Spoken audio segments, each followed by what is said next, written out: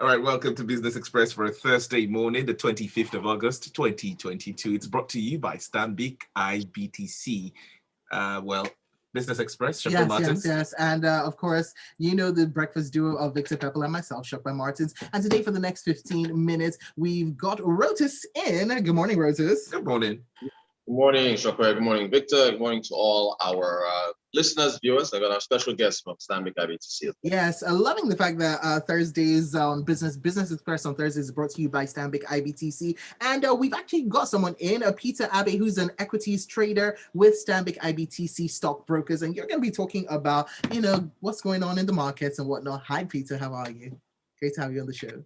Hi, thank you very much. Thanks for having me. All right. Now, you can be part of the show simply sending messages to us on WhatsApp. It's 0809 4440981. We're streaming live on YouTube. It's Smooth 981 FM Lagos. And also Twitter, add us into that conversation, Smooth 981 FM. Rotus, over to you.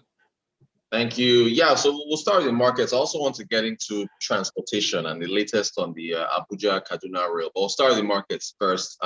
Peter, I think the markets, was it up by 0.2% yesterday? I wanted to get your thoughts on market performance recently and how you're seeing things with the NGX. All right, thank you. The previous day, we saw two companies release their half-year numbers, Zenith and Stanbic. They are good numbers, and they also declared interim dividend. In other sectors, we saw marginal gains across board. That was yesterday. So there was still some interest in the drug-listed names that continued. And overall, though the market gained yesterday, but we could see that we still have some bearish sentiment across board in the markets. Okay, and you see, I think we've gone from year-to-date returns, I think of about 17%. We're down to we're still up, but 13% year-to-date returns so far. Would you attribute that to the bearish sentiment that we've been seeing? Well, yes, and to a large extent, many of these companies released their half-year numbers, which were good. So we could say fundamentals are still good. But if we summarize everything happening in the market, we go by what we always say, that stock market is the barometer of the economy. So which shows us that we have gone from what you said, 17 to 13. So that tells us that we have more than the company results determining the activities in the market. All right. So, I mean, you have clients that you talk to, that you interact with respect to the market. What's their mood? What are they asking or talking about when you're discussing the market? Of course, it's still bearish and activities are quite thin. And there are many factors to contend with. We have fixed income securities with possibilities of rising interest rates.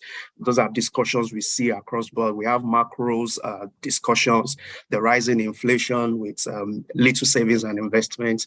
Of course, so many things being discussed across board. But for me, I mean, if we want to be frank with ourselves, we understand, and whoever knows the market very well, we understand that market is in a cycle. So we have sometimes the rise, sometimes we have it deep. So as situations improve, we expect quite a good turnaround in the market. All right. And okay, so we're approaching September now, final month of the third quarter. I mean, you don't have a crystal ball, but what kind of trajectory do you see the market going on as we move forward?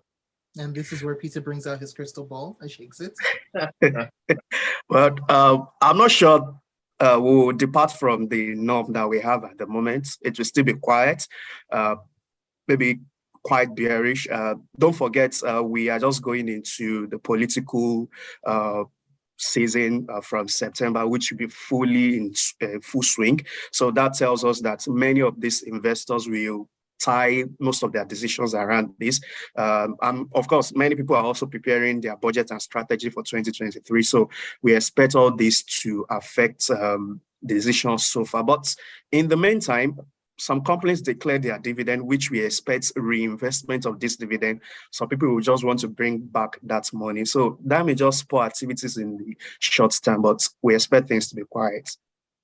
All right. Now, Peter, we're going to take you completely out of the equities market now and go into a whole other realm of transportation and insecurity. The federal government looks like they've had a 180-degree turn on the decision to resume the Abuja-Kaduna rail route, saying that it would be insensitive to the victims of the terror attack from March. What do you make of the decision? Well, I think I can agree less. It's something that everybody needs to come to terms that some other guys are still out there, and we wish that they will be released. So that's a good decision. It's a good 180-degree turnaround, like you said. Yeah. I have to say, I'm wondering about the rationale behind this, because I still remember we had this discussion during Freshly Press a couple of months ago, in which it was the families of the victims that had to forcefully come out and say, if you really think about resuming services while our family members are still kidnapped, then that's completely insensitive. Only for this news to come out, I'm confused. Yeah, so I don't know. I hope I don't come off as insensitive, but people get kidnapped every day. These terror attacks have been happening. They haven't stopped road travel for people who've been kidnapped on the road. They haven't stopped other activities. I think if you think about where the rail transportation network is right now, with respect to it not being profitable, it's being subsidized by the government, it's loss-making. The government should be able to assure people that services can continue while they show concrete efforts to get the people who have been kidnapped back. Because as of right now, if you look at the cost of flying, it is almost out of reach of so many Nigerians right now.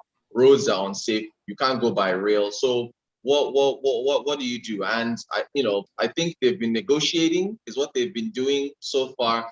I just haven't seen the efforts from government. So now, until you get everyone back, nobody can travel on the Abuja-Kaduna route. So you've cut that off, and we have the festive season coming up soon, where people are going to be traveling for the holidays.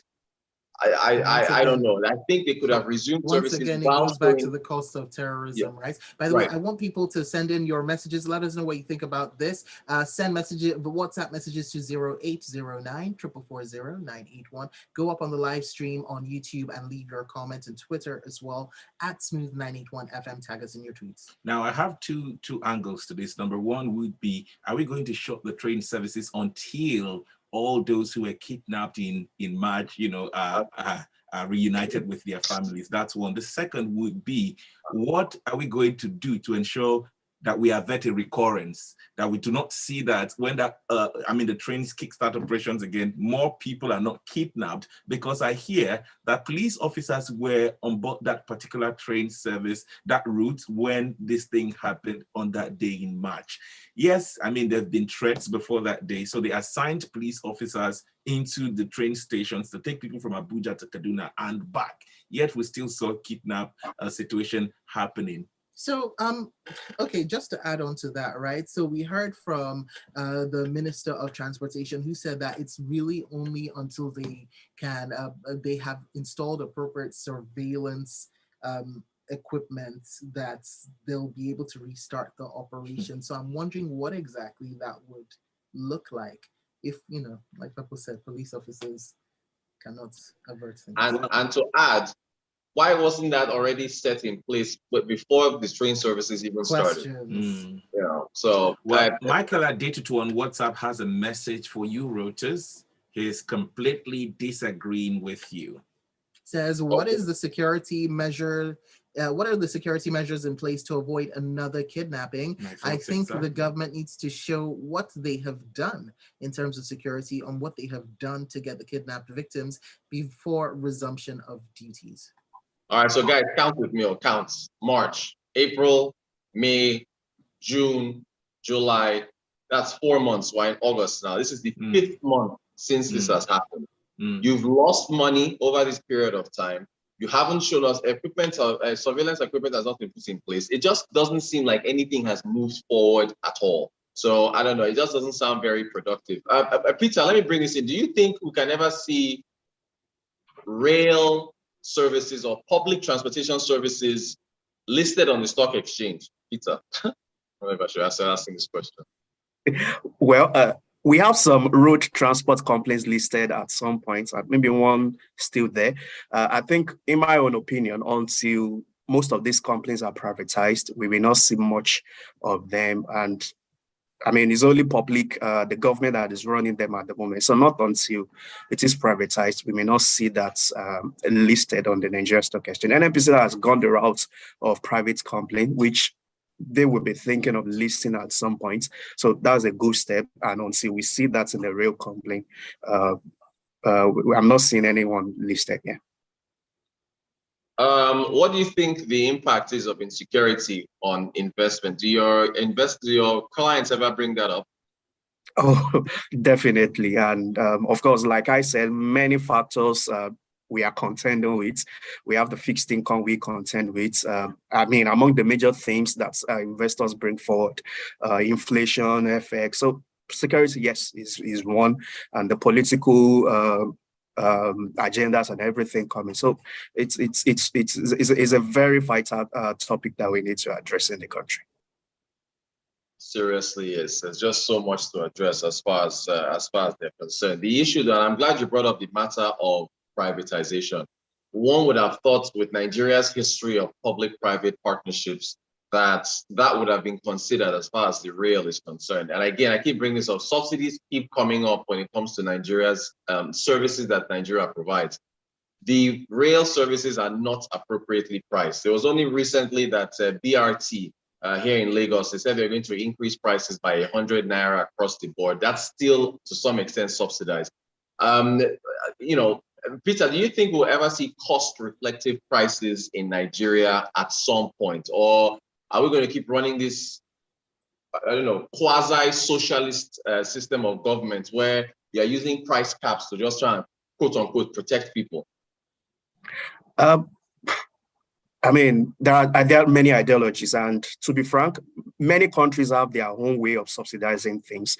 But when it comes to some vital things which we all agree to, like you're talking about transport, I mean, so many subsidies all around, we need to choose where we really want to focus. And that's my point about it. Private sector, we've seen so many things being done to do right.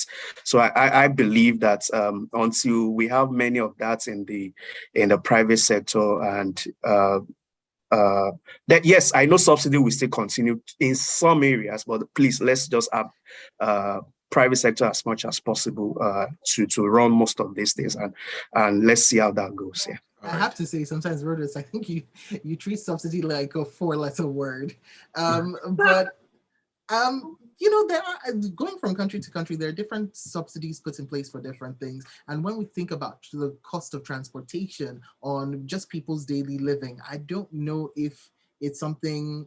I understand that we're getting to a place where everything can't be subsidized, and that's a conversation we need to have, and a hard conversation we need to have, but also it's not something that can be ripped off, because people's salaries have not adjusted to what we're already going through, let alone now taking the subsidy band-aid off. Let's run through with some of the messages that have come in, because we're pressed for time. Oganel Chuku has a message. The government has to fix the security gadgets to prevent another kidnapping. Customer satisfaction is key for business profitability. And Gilbert Musa from Festac says, we need to investigate the reason for complacency on the part of our security operatives. Despite intelligence information that terrorists were planning to hijack the train service, little was done to avert this tragedy. Yinka Bolu is in. Whether they install surveillance equipment or not, it will not deter the kidnappers from attacking the trains. You recall that at a point, they wanted choppers or jets to accompany trains, but obviously that will cost... that's not cost effective. Okay, that's not cost effective. The only way out is to show these terrorists that as a government, you damn collateral damages and bomb criminals to bits. See what's happening in Zamfara, where a deputy governor became spokesman for unknown terrorists. claiming he has repented and now going after one bandits. By the way, that's grounds for impeachment. And we'll take this one in from Dami, who says passenger railway services are not profitable all over the world, and they are subsidized by governments. Well, I think that's the worst case. We can debate that another time. I have to say, remembering the UK Underground, it's they tend to have price increases at the beginning of each new year. Thank you. Before that, you can't have anything. In New York as well. Thank you. They grade the prices up after a period of time. Thank you. Anyway. We need to go. Thank you very much, gentlemen, for being a part of the show. Rotus Adiri, let's do this again tomorrow. Tech Friday. Yes. Peter Abe, thank you so much. Thank you so much, guys. Thank you. Now let's keep the conversation going on Twitter at